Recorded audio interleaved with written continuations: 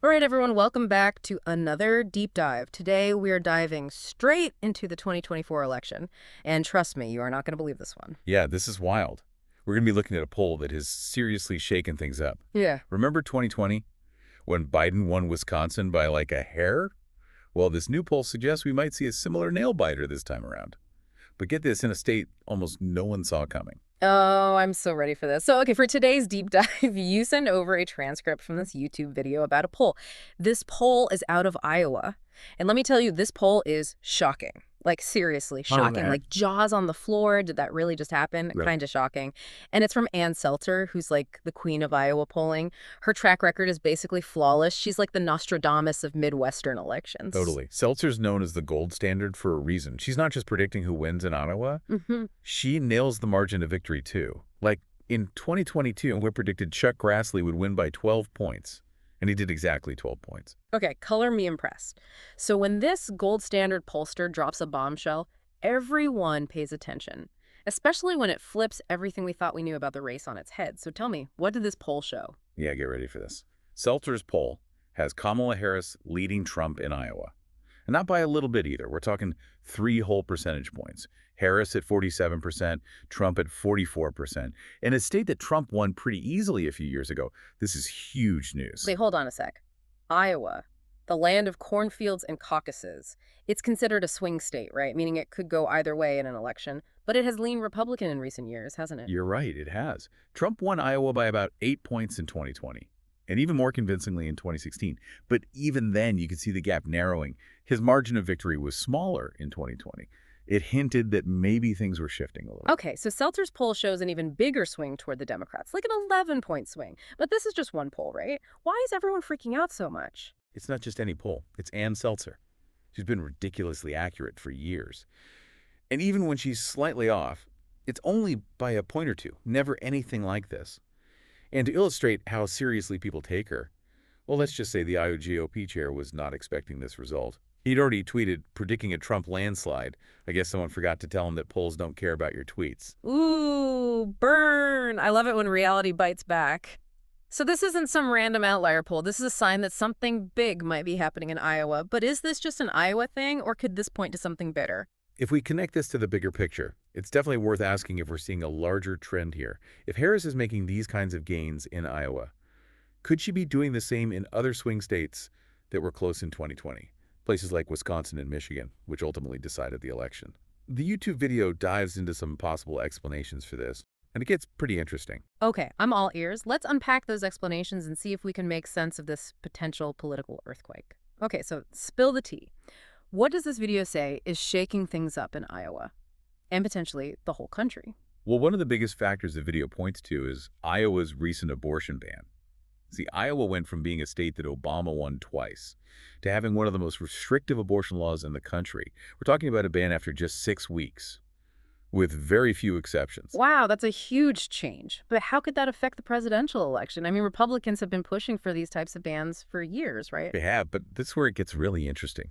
The video argues that these abortion bans, even in traditionally conservative states, have actually backfired on Republicans at the polls. Remember those special elections in Ohio and Kentucky where abortion rights were on the ballot? Voters showed up big time to protect those rights. And it helped Democrats win some unexpected victories. Oh, yeah. And wasn't there something like that in Kansas, too? Voters overwhelmingly rejected an amendment that would take away abortion rights from their state constitution. Exactly, and the video even points to Alabama, a deep red state, if there ever was one. Even there, a Republican-backed amendment to restrict abortion failed. So it seems like these bans are waking up a sleeping giant, a silent majority of voters who maybe aren't single-issue voters on abortion, but who are really uncomfortable with these extreme restrictions. Okay, I'm starting to see how this could connect back to Seltzer's poll. Maybe those voters in Iowa, even those who typically vote Republican, are sending a message. By supporting Harris, maybe they're saying, hey, we're not on board with these abortion bans, and we're willing to vote for someone who will protect our rights. That's a really sharp observation. And this isn't just speculation. The video cites a bunch of polls from all over the country, showing that a majority of Americans, and this includes a good chunk of independent voters, actually support access to safe and legal abortion. Wow, this is giving me some serious Remember flashbacks. Remember the 2022 midterms when abortion rights were front and center? It helped Democrats defy historical trends and hold on to the Senate. Could we see a repeat of that energy in 2024? It's definitely possible. Yeah. It makes you wonder, if Iowa is showing this level of backlash against these policies, could it be happening elsewhere too? Are we seeing a pattern here? Ooh, I like where you're going with this. The video also mentioned a really close race in Nebraska, right? That's right. And this race could be another indicator of this possible national trend. In Nebraska, there's this independent candidate, Dan Osborne, who's giving the incumbent Republican senator, Deb Fischer, a real run for her money. Hold up, Nebraska? The state that's practically the definition of a red state. Are you telling me a Democrat, well, an independent, actually has a chance there? It's not just any independent. Osborne is running on a platform that's all about workers' rights, fair wages, and holding corporations accountable. Issues that resonate far beyond party lines. And it seems to be working, even in a place like Nebraska. Remember, we're talking about a state that hasn't elected a Democrat to the Senate in over 2 decades. Okay, my mind is officially blown. So we've got this poll showing Harris in the lead in Iowa, a potential backlash against abortion bans maybe fueling this shift, and now a surprisingly tight race in Nebraska, where this pro-worker candidate is shaking things up. Are we watching a political earthquake happen right now? It's definitely starting to feel that way. But remember, Mm-hmm. as exciting as all this is, the video makes a really crucial point. Elections are won with votes, not polls. Yeah. All this energy and momentum Yeah. needs to actually get people out there to vote. Right, and the video brought up this wild story about the 2020 election in Wisconsin, the one we talked about before, where Biden won by an average of 2 votes per precinct. 2 votes. That's crazy. I know, right? It just shows how important each vote is. And think about this. If your vote didn't matter, why would certain groups be working so hard to suppress voter turnout, making it harder for people to vote? It's almost as they know that even one vote can make all the difference. It really makes you think about the narrative you hear so much during elections. You know, the idea that the outcome is basically already decided and that your vote doesn't really matter.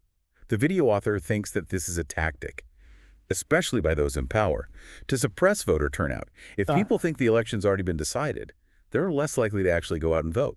Oh, yeah, I totally get that. It's like they're trying to make people feel like it's not worth it. Like, why bother? My vote won't make a difference. Exactly.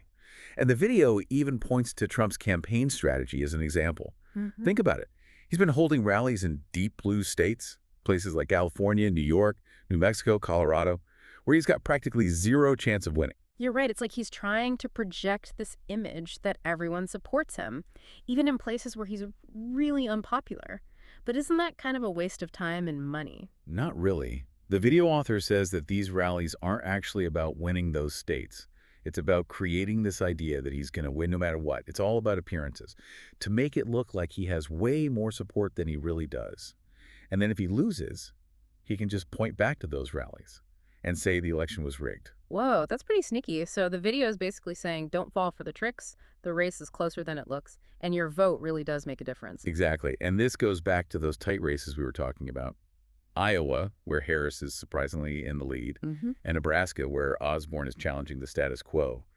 These races show that upsets can happen, that the political scene is always changing, and that change is possible, even in places where it seems like one party is totally in control. Wow. Okay.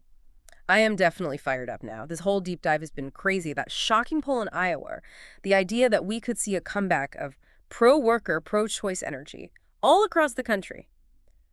It makes you think that maybe, just maybe, we're about to see a huge political shift. It's definitely a wild time to be following politics, and it really shows that we can't just sit back and watch. We need to be informed, we need to be engaged, and we need to be ready to vote, because as we've seen, even one vote can change everything. Couldn't have said it better myself. So to all our listeners out there, I hope you're feeling as energized and empowered as I am. Remember, elections aren't just something to watch. Get out there, make your voice heard, and let's make history. And don't forget to check out the links in the video description. The video creator mentions a link where you can donate to Dan Osborne's campaign in Nebraska. Every bit helps. Thanks for joining us on this incredible deep dive. Until next time, stay curious, stay informed, and most importantly, stay engaged.